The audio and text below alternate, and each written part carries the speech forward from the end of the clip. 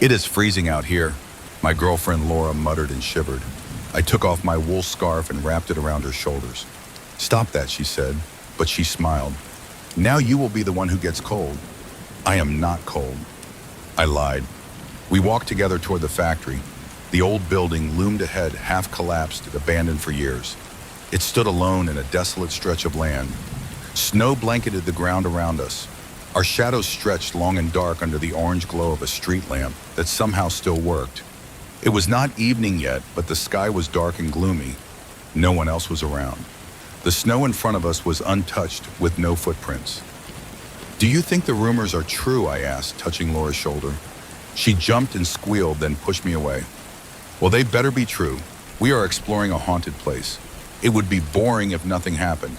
We reached the factory's entrance. One side of the door had shattered glass. The other was boarded up with wooden planks now covered in graffiti. A crude puppet with a jagged face stared from the wood painted in white spray paint. Below it in black ink were the words, "Do not let it control you." "Do not let it control you," I whispered in Laura's ear. She giggled and pushed me again. Her smile faded as we stepped through the doorway into the unknown. Well, I said, "Are you ready to go inside?" "Yes," she answered, glancing back. "Yes, let us do this." I grabbed the door handle and struggled to push it open. It only budged an inch, so we squeezed through the narrow gap into the darkness. The winter wind howled behind us, followed by the clanging of loose metal. We walked through a broken hallway, moving deeper inside. Shattered doors lined the walls. In the main hall, dusty portraits hung their details, faded. We stopped to look at what remained, trying to guess what they once showed. One blurry image looked like a man with arms outstretched. Another seemed like coiled ropes. I brushed the dust, but it did not help. "This place gives me the creeps," Laura whispered. "What do you think they did here?" "I do not know," I said.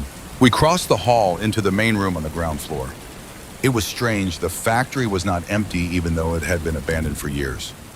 Old machines stood around us, their shapes unfamiliar.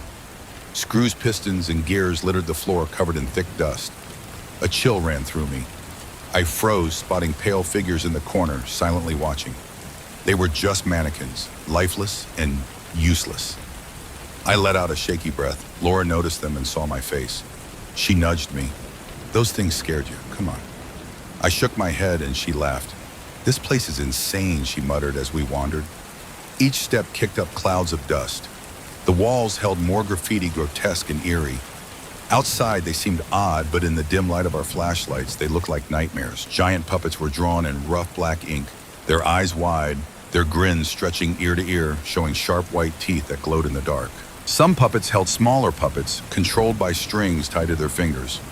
We stopped joking. Laura grabbed my hand and held it tight. "Come on," she said. "Let us keep exploring."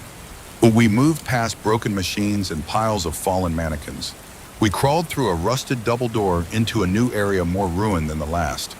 Part of the ceiling had collapsed, revealing ventilation pipes. A faint silver light shone through cracks and snowflakes drifted down, dusting the floor and machines. "Cool," I said to Laura. "What do you think?" "This place is creepy," she started to say. A noise. Chamois cut us off. A wooden plank slid, clattering softly, kicking up dust. We stared into the darkness where the sound came from. Laura and I stood silent. Then a voice broke the quiet from the shadows. "No need to worry. Hello there." A chill gripped me as a figure stepped from the rubble.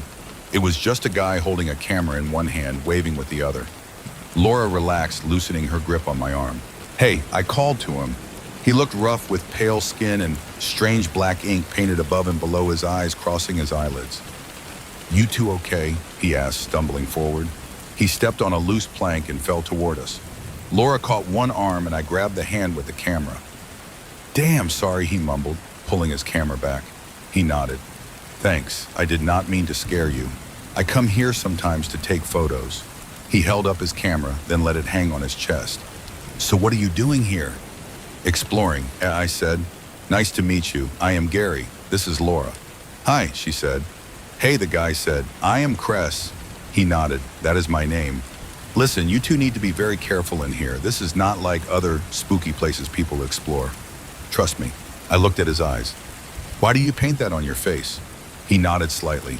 "It stops the camera flash from blinding me." Helps me see better in the dark. That is important in this factory. Want some? It helps a lot. He reached into his pocket and pulled out a small tin of black ink. He dipped his finger in it. Before we could answer, he reached for Laura's face. She stepped back. I am fine, she said, glancing at me with a confused look. I did not know what to make of this guy. Maybe he was right. Maybe we should leave. Nice to meet you, Cress, I said. You are probably right. We should go. His eyes lit up a pale blue that stood out against the ink. He was not looking at us. He stared between us. Suddenly, he jumped forward, standing in front of us, gazing into the dark. Something is wrong. Step back, he said quietly, then louder.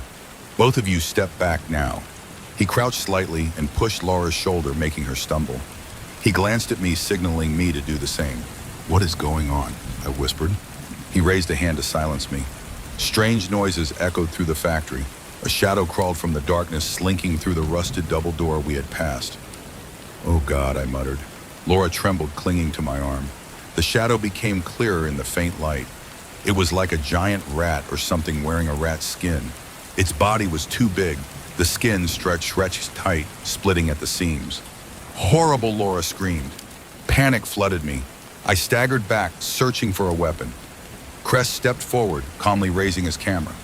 With perfect aim, the flash burst, blinding the creature's eyes. It screeched and stumbled, tripping over bricks and metal. Cress grabbed a nearby brick and smashed it into the creature's head. A loud crack rang out, and black liquid sprayed from the wound. The creature let out a final shriek and went still. Silence followed, broken only by our heavy breathing. Laura and I crouched low, eyes wide. Cress dropped the brick and grabbed the creature's tail, dragging it across the floor to a patch of light from the ceiling. Cress, I called. What are you doing? He did not answer until he had pulled the massive thing into the light. He dropped the tail and stood catching his breath. Look, he said, pointing at the rat. Think about what you saw. The graffiti on the walls. Now look at this. Study it. My heart raced. I stepped closer, squinting at the dead creature. Something clicked in my mind, like a switch flipping. I saw its true form. In seconds, the filthy rat became a puppet. I saw joints at its neck and jaw. Its legs were mechanical, attached to a crafted body. Its eyes were not real, just glowing stones set in its skull. This is a puppet, I said. What is this? Cress laughed. I have been here many times, he whispered in the dark as snowflakes fell from the ceiling. I have seen it a few times. The puppeteer. It is like a cloud, a thick cloud floating above, haunting this factory. He tapped his camera. I will find it. I will catch it. I stepped back slowly, holding Laura's hand. Okay, I said. That is great, Cress. But we need to leave now. You sure? He asked, tilting his head. The puppeteer loves visitors. His voice was soft, but echoed oddly. I might find it tonight. You could come with me if you want. Laura glanced at me. We are fine, she said, her voice shaky. Thanks, Cress. We turned and ran not toward Cress, but back to the door we came through, the one the rat had emerged from. We sprinted through the dark hallway past the machines, ignoring Cress calling after us. Wait, he shouted, but we kept running. We passed a faded exit sign, its green light, long dead, now a dull gray. It promised a way out. We followed it through a room filled with mannequins and puppets. Most had blank faces, but fear stabbed me every time I glimpsed a carved smile or lifeless eyes glinting in the dark. The exit was blocked by rubble, so we took another hallway, squeezing past piles of grotesque puppets. As I ran, I tripped over a display of wooden and silicone reptiles. The floor beneath me gave way, rotten wood splintering. I fell, landing on a pile of broken glass, wood, and concrete. Dust choked the air. Gary Laura screamed from above her, voice panicked. I rolled to avoid falling debris. Gary, are you okay? She called again. I coughed, brushing dust from my face, and looked up at the hole I fell through. Dim light filtered down. I am okay, I shouted. I am fine, Laura. Go outside. Get to the car. Wait for me there. Gary, are you sure? Just go, I said.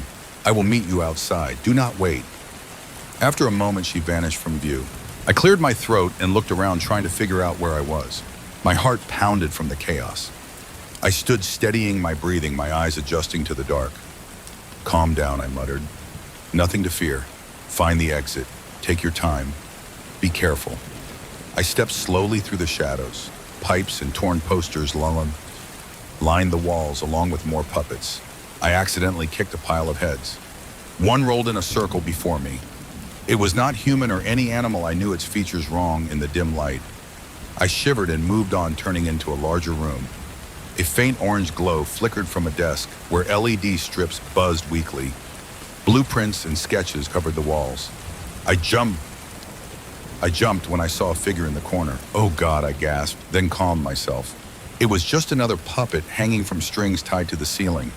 The strings were so thin they were nearly invisible, glinting only in the orange light. This puppet was not human. It was tall, 7 feet thin, and lanky. Its feet dangled inches above the floor, its head tilted. It had no eyes, and its neck was unnaturally long. Its mouth took up half its face, open wide, revealing a dark void with sharp black and red spikes for teeth. I hated it. The flickering light played tricks, making it seem to twitch. I thought of the rat puppet upstairs. "Do not move," I whispered, edging along the opposite wall toward a door. "Do not move, you monster." I moved carefully, my hand on a table for balance. The puppet waited in the corner, a nightmare in the flickering glow. "Please," I thought, "please stay still." I reached the door and lifted my hand from the table. It tipped, crashing loudly, spilling tools and papers. I froze, fear choking me. The room went silent, then a clinking sound answered like metal tapping. The puppet's head jerked, moving in sharp bursts. Its strings twitched, pulling it side to side, left to right. A loud clank echoed as it dropped from its suspended position, its feet hitting the floor. I watched paralyzed as it turned its eyeless face toward me. Its jaw cracked open, showing its spiked teeth. I did not dare run. It knew I was there, but I did not know if it could see me. Holding my breath, I stepped quietly through the door into a long hallway. A growl mixed with mechanical grinding echoed from the room behind. It sent a chill through me. I stepped on a rotten plank. It snapped, hitting the wall, and the growl grew louder, angrier.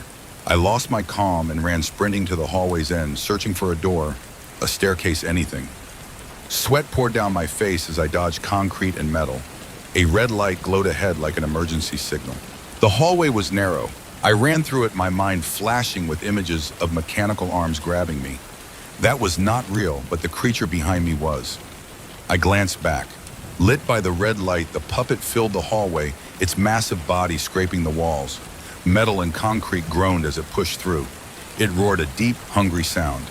I saw strings attached to its joints, but I could not tell what pulled them. "Help!" I screamed. "Please, someone! Crest, help me!" At the hallway's end was a dark room with a single locked wooden door. Broken puppets littered the floor and leaned against walls, some like animals, others like children, none I recognized. The creature's steps grew louder, its claws scraping concrete. I ran to the door and yanked the handle. It was locked tight.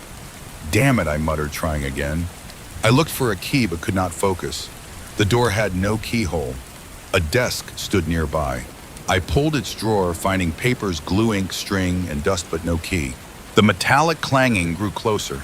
I looked at the hallway entrance, knowing the creature would burst through any second. I braced one foot and kicked the door near the handle. It rattled but held. I kicked again, harder, dust flying from the frame. The door stayed shut. The creature's steps were deafening now. I heard its ragged breathing from that hideous jaw. Its shadow loomed on the wall. I screamed and kicked the door once, twice, 3 times. It would not budge. I turned, pressing my back to the door, terror flooding me. The puppet was close, its twisted body lurching, its jaw, wide black liquid dripping from its teeth. It sped up. I did not know how it sensed me, but it did. Its hungry growls filled my ears. Suddenly, the door behind me opened. I fell backward, tumbling through. I looked up, stunned, as the creature charged. Laura was there, slamming the door and locking it. She grabbed my face. "Are you okay?" she said. I nodded, still shaking. "Come on, let us get out," she said, taking my hand. We ran up a staircase to the factory's upper level, back under its dim lights. Crest stood there nodding at me, his camera in hand. "You were stupid to run," he said, glancing behind me.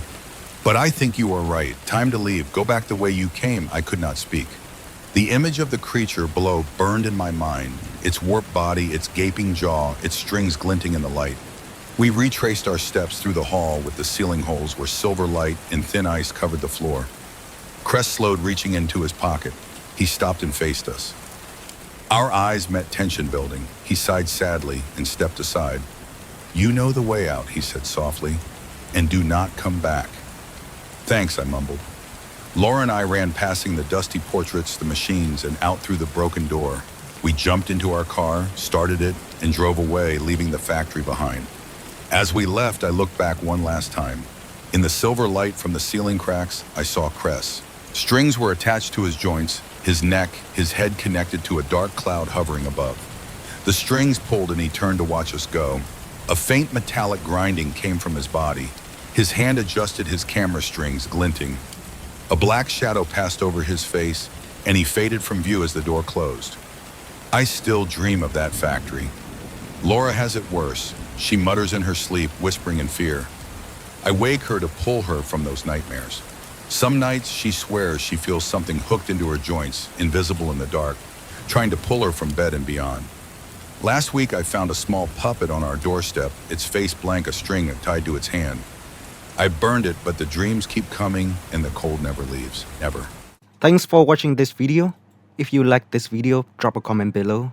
And please like, share and subscribe my channel.